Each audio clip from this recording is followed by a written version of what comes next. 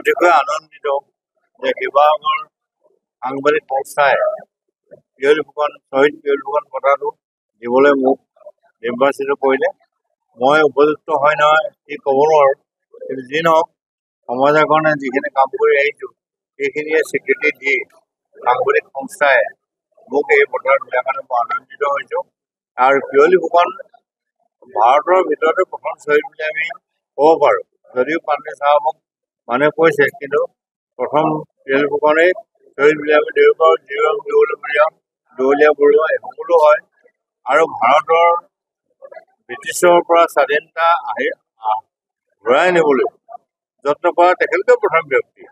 আৰু ভাৰতত কৰিছে নকৰা নহয়, কিন্তু শ্বহীদ হিচাপে পিয়লি ফুকনক আমি গ্ৰহণ কৰিব পাৰোঁ।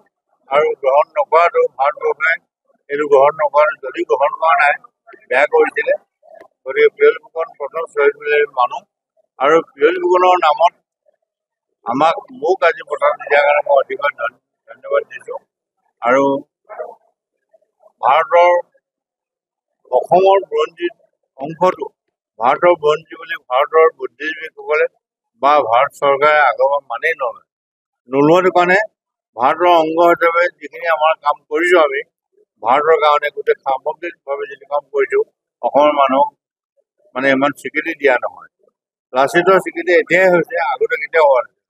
এতিয়াও লাচিতৰ স্বীকৃতি এনেকৈ দিয়ে মোগল খেদা নহয়, মুছলমান খেদা বুলি ভাবে, কিন্তু এইটো নহয়। মোগলক খেদি অসমৰ পৰা খেদি হৈছে, ভাৰতৰ পৰা খেদি হৈছে। গতিকে ভাৰতৰ কাৰণেই, ভাৰতৰ স্বাধীনতাৰ কাৰণেই পিয়লি ফুকনে শ্বহীদ হৈছিল আৰু পিয়লি ফুকনে ত্যাগ কৰিছিল বুলি আমি স্বীকাৰ কৰিব লাগিব। আৰু ভাৰতবৰ্ষৰ বুদ্ধিজীৱীসকলে বুৰঞ্জীবিদসকলে এই কথা মানি লৈছে আৰু ল'বগৈ। এইটোকে মই আজি মোৰ বক্তব্য প্ৰদান কৰিলোঁ। ধন্যবাদ। যিকোনো খবৰৰ বাবে যোগাযোগ কৰক 7099017330 লগতে 7099017110 নম্বৰত।